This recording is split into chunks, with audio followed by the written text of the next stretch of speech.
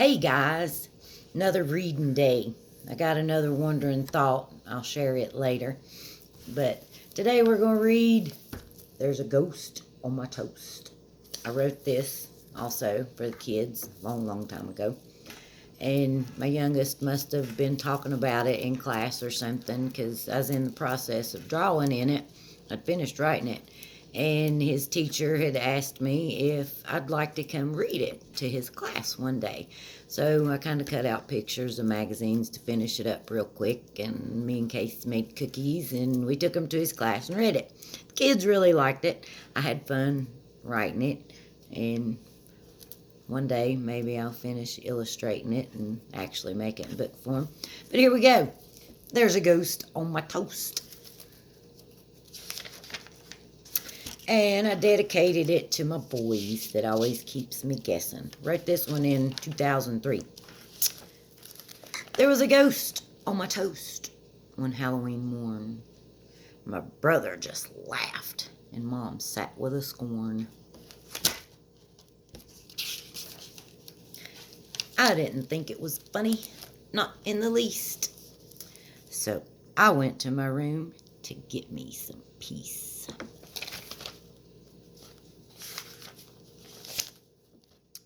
What I found in my room when I got there to see was an ugly old skeleton grinning at me.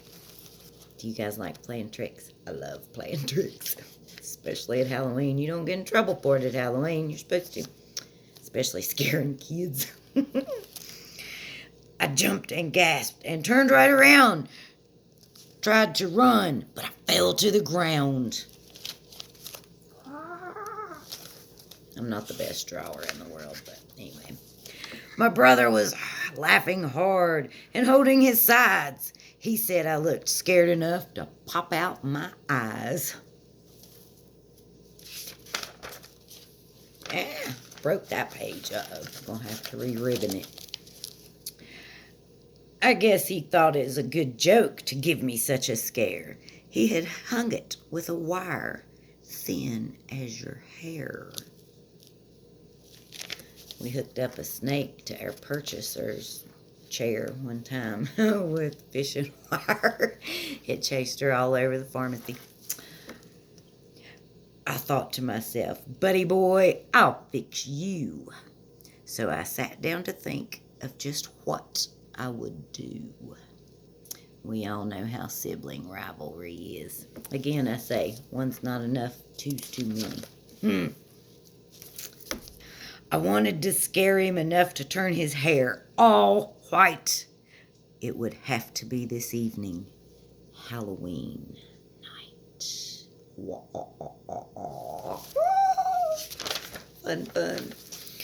I was going to get him with a brother's revenge. He would get scared clean out of his skin. Oh, I dropped you. Oh no. Uh-oh. Sorry guys, I dropped you. I started out that Halloween night and a dancing jack-o'-lantern gave me a fright. I ran round the house, true fear in my eyes. Then I heard laughter. It was my brother's disguise. Well, he was rolling on the ground, and I was boiling inside. That's when I saw his candy bag all spilled by his side. Nothing like a big old fat sack of candy at the end of Halloween night. I had an idea. It came on like a flash. I went to my room and made sure my candy was stashed. Gotta hide the good candy. Everybody will eat it. I avoided my brother the rest of the night. I had things to do to give him a fright.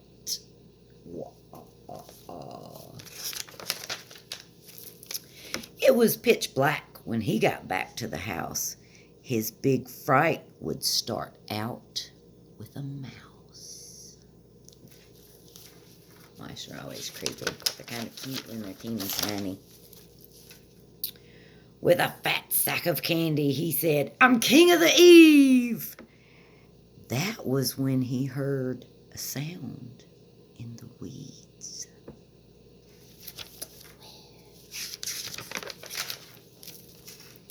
He paused and turned slowly just to take a look. And that's when I lowered the mouse on a hook. I put it right on the back of his neck. He jumped, screamed, and ran. Scared? Oh, yeah, you bet. I'll say again, it's always fun to scare people. I giggled, but I had no time for delight. The next hair-raising scare was just in sight.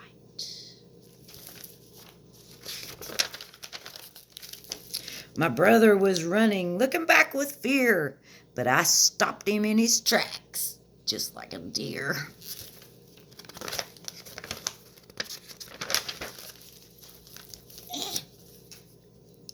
I dropped down the skeleton he was so proud of at first. He trembled, then tried screaming. I thought he would burst. He dropped his candy and ran for his life. This is what I wanted. It was perfect, just right. Look at all that candy. Nom, nom, nom, nom. I grabbed up the loot and headed inside. I had one more thing to do for the night. I left a trail of candy to underneath my bed, but I didn't wait there. I hid in the closet instead. He burst in my room, plumb full of fear and fright. He wanted to share what had happened that night. So scared. He'd have heard me giggling, probably. He saw the candy trail and suddenly stopped talking. He started backing away and like a chicken, squawking. Just one more step and I had him in my reach. When I laid my hand on his shoulder, man, did he screech. Wonder he had peas pants. Just like an owl, and straight up into the air. And I'm not joking, I saw gray in his hair. Ooh, what fun, what fun. When he came back down, the gray was gone, but the respect he had for me was strong. Nothing like a little fear to make you respect something. He decided no more trickery, at least for each other. So now we save that for Dad and our mother. There's my kids when they were so little. They're not little anymore. Always, always have loud fun. If your fun's loud, it's more fun. If it's quiet fun, it's not a whole lot of fun. It's loud fun's big. But anyway, there's a ghost in there. There's a ghost on my toast. I wrote it for the kids a long, long time ago. Got a couple more. We'll have either another Mother Goose to see who she's trash talking or rhyming about. And some of those are quite questionable for children back in 1934, I guess. And I'll have another wandering thought at some time too. Until then, y'all take care and scare each other.